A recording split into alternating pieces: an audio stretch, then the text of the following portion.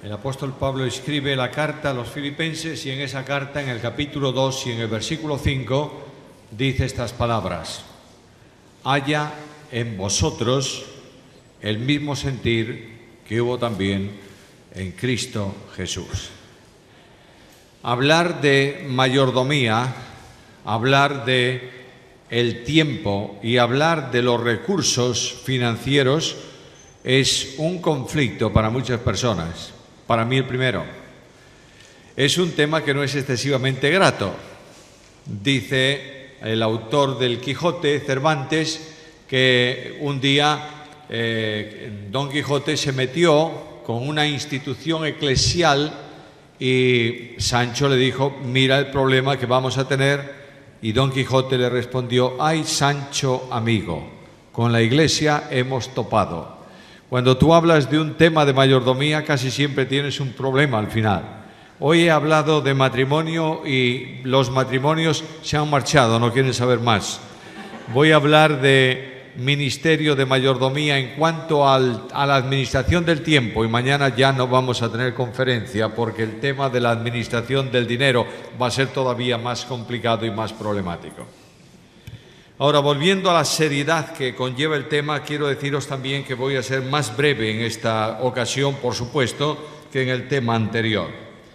Quiero recordarte que para entender lo que significa cómo tengo que administrar mi tiempo para Dios, tienes que entender primeramente cuál es tu posición delante de Dios.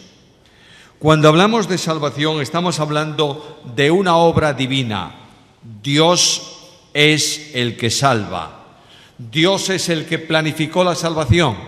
Dios es el que la ejecutó en el tiempo de los hombres. Dios es el que da el mensaje del Evangelio para proclamar la salvación. Dios es el que capacita al hombre para responder a ese mensaje. Por tanto, la salvación es del Señor. Pero no hay duda alguna que cuando una persona asistida por el Espíritu de Dios cree en Jesucristo, es salvo. Y esa persona que es salva, a esa persona que se salva, se le produce en su vida una experiencia de cambio de posición. Recordaba este texto uno de estos días, no sé cuál noche mencioné el versículo de Pedro, que dice que hemos sido llamados para obedecer. Es decir, escogidos según la presciencia de Dios Padre, primera carta, capítulo 1, versículo 2, para obedecer y ser rociados con la sangre de Cristo. Decía ese día que mencioné el texto que ahí no hay un verbo en el original, hay un sustantivo. Hemos sido llamados para obediencia, es decir, un cambio de posición. De otra manera, los que vivíamos esclavos del pecado, hemos sido liberados del pecado y trasladados ¿a dónde? A una esfera nueva, al reino de su amado Hijo. Se produce una transformación y se produce un cambio de posición. Esa posición establece una base de sustentación que es Cristo mismo. De modo que en la carta primera del apóstol Pablo a los Corintios, en el capítulo 1 y en el versículo 30, el apóstol dice: mas por Él estáis vosotros en Cristo Jesús. ¿Te das cuenta? Nuestra posición ahora no es cerca de Cristo, nuestra posición ahora es en Cristo mismo. Y esa posición en Cristo trae como consecuencia incuestionable la experiencia de la regeneración. El otro día mencionaba que el propósito del Padre en relación con los creyentes es que seamos hechos conformes a la imagen de su Hijo. De manera que esa imagen de su Hijo es una actuación que el Espíritu Santo produce en mi vida. La identificación con Cristo es el programa natural de la vida cristiana, ¿verdad? Porque para mí el vivir es Cristo. Lo voy a decir de otra manera, ese versículo ya estáis un tanto saturados de él. Otro. Con Cristo estoy juntamente crucificado, ¿y qué?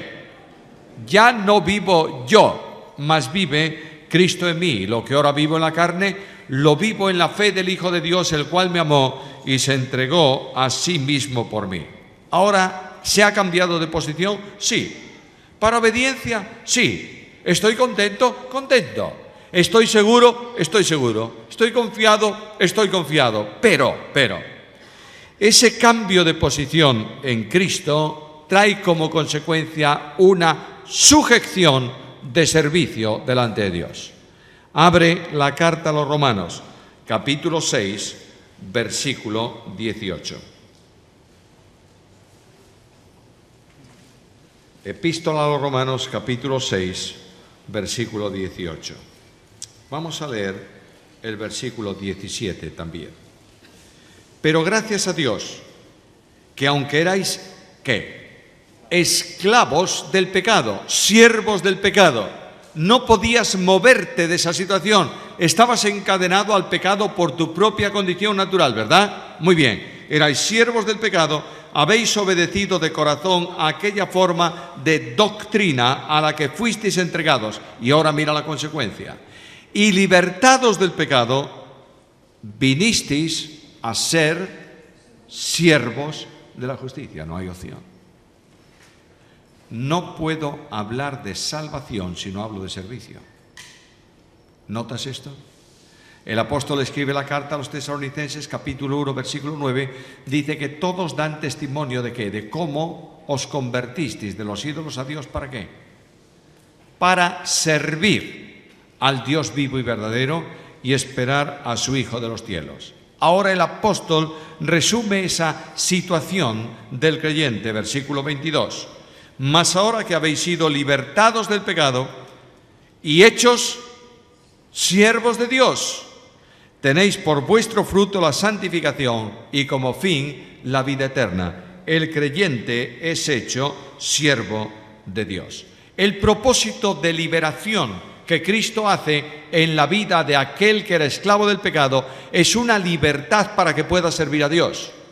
Antes, encadenado al pecado, no podía servir a Dios, aunque tal vez lo quisiera. Pero indudablemente ahora, libertado del pecado, ya no esclavizado al pecado, viene a ser hecho siervos de Dios. El propósito que Dios tiene al obtener, al tomar, al comprar un pueblo para sí es un pueblo de servicio, en el Antiguo y en el Nuevo Testamento. Mira lo que dice el libro del Éxodo, capítulo 8, versículo 1. Entonces Jehová dijo a Moisés: entra a la presencia de Faraón y dile: Jehová ha dicho así, deja ir a mi pueblo, ¿para qué? Para que me sirva. De manera que Dios va a sacar un pueblo de la esclavitud, ¿para qué? Para que le sirva. Lo libera de la condición de esclavitud, ¿para qué? Para que le sirva. Lo saca del entorno del mundo donde él vivía, Egipto, y lo lleva al desierto, ¿para qué? Para que le sirva. Lo va a introducir en Canaán, ¿con qué propósito? Para que le sirva. Ahora vengo al Nuevo Testamento y ocurre exactamente igual con la iglesia. Capítulo 1 de Primera Tesalonicenses, versículo 9, lo mencioné antes. Ellos dan testimonio de cómo nos recibisteis y cómo os convertisteis de los ídolos a Dios para servir. De manera que la misma identidad de servicio del pueblo de la antigua alianza es la misma identidad de servicio de la actual nueva dispensación. Ahora, si soy siervo de Dios, ¿en qué sentido lo soy? ¿Puedo hacer algo por mí mismo? Sí, tengo voluntad, por supuesto. ¿Puedo resistir al servicio? Puedo resistir al servicio. También puedo pecar contra Dios, lamentablemente. Pero ¿cuál debe ser mi disposición? Entender realmente lo que soy. Si soy siervo, quiere decir, y la palabra que se utiliza ahí en el texto griego, lo sabéis todos, es la misma palabra que se utiliza en otras muchas partes para referirse a un esclavo. Ahora, yo tengo que preguntarme, ¿en qué medida soy siervo? ¿Por qué soy siervo? ¿Cuál es el alcance de ese servicio? Y la Biblia me dice, no sois vuestros. ¿Por qué? Porque habéis sido comprados por precio. De manera que Dios ha entrado en el mercado de los esclavos del pecado donde estábamos y pagando un precio, el precio de la sangre de su Hijo, nos retiró del mercado y nos ha convertido en sus siervos. ¿Sabes lo que quiere decir esto? Que no tienes nada propio. ¿Por qué? Porque ha sido comprado. Cuando un esclavo tenía, yo qué sé, imagínate que tiene un abrigo, un saco. Cuando lo compran en el mercado, ¿lo compran a él? Sí, ¿y el saco de quién es? Del esclavo, muy bien. ¿Y el esclavo de quién es? Del dueño. Por tanto, ¿el saco de quién es? Del dueño. De manera que yo vengo a ser un esclavo y no tengo nada mío. ¿Por qué? Porque me ha comprado a mí. ¿Entendéis bien esto? Ahora, ¿cuál es el alcance de eso? Ahora Dios te tiene como siervo suyo, te convierte en un criado administrador de todos los recursos que Él te da, grandes o pequeños, para que tú gestiones esos recursos, los administres conforme a la voluntad de Dios y les sirvas con ellos. Esto tiene que ver con ofrenda, mañana lo veremos también. Ahora, ¿cuál es el ejemplo de servicio? Bueno, la vida cristiana es una vida de identificación con Cristo, ¿lo crees, verdad que sí? Y la vida cristiana esa identificación comienza entrando por una puerta. ¿Por qué puerta? La puerta es Cristo. Yo soy la puerta, el que por mí entrare será salvo. Ahora ya entraste por la puerta, ya obtienes salvación y estás en un camino. ¿El camino quién es? Es Cristo mismo. Yo soy el camino, la verdad y la vida, nadie viene al Padre sino por mí. Has entrado por Cristo y estás en el camino que es Cristo, de manera que la orientación de vida tuya tiene que ser la orientación de vida ¿de quién? De Cristo. ¿Por qué? Porque vuestra vida está escondida ¿con quién? Con Cristo en Dios.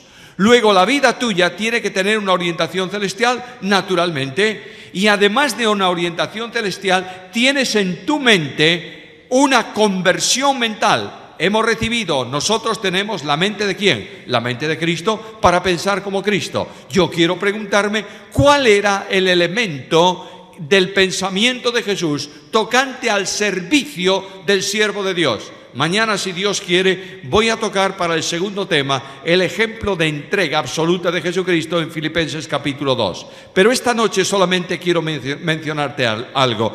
Cristo Jesús el Señor, dice la Escritura que se hizo pobre siendo rico, para que vosotros con su pobreza fueseis enriquecidos. De otra manera, el Señor no reservó nada de lo que le correspondía para descender a una condición de esclavo, y en esa condición de esclavo entregar su vida en precio por el pecado tuyo y el pecado mío, como un esclavo. De manera que yo te invito a que sigas el Evangelio y descubrirás que el servicio está enraizado en el corazón de Jesús. Cuando tú oyes sus palabras, te das cuenta de esto. Dice la Escritura, el Hijo del Hombre no vino para ser servido, sino para servir. Ahí tienes el servicio. Cristo viene en una disposición, en la disposición de un siervo. Proféticamente, la Biblia lo anunció así. He aquí quién, he aquí mi siervo.